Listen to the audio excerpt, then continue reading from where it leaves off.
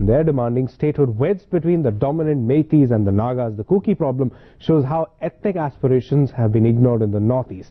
CNN-IBN's special investigation team visited the camps of the Kuki National Army in southeast Manipur for this exclusive report.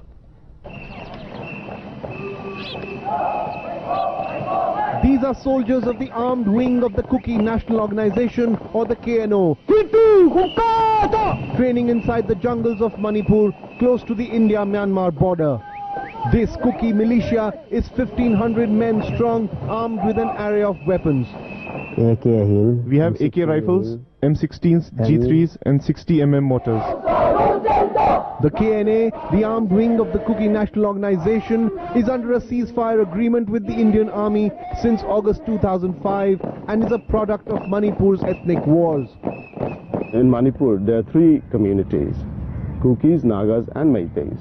So you can't have solution for one and ignore the other. If you want the entire region to be, in a situation where there's peace and stability and tranquility. The Kukis, primarily hill tribals, say the British divided the traditional Kuki land between India and Myanmar.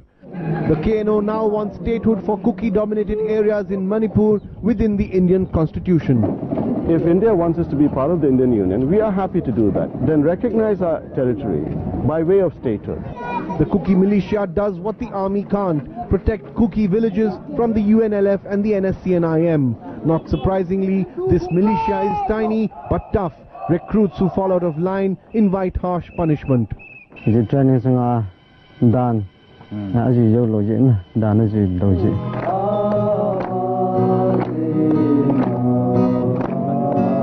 KNO recruits are young, many just 15. To motivate them, a strong sense of faith is crucial.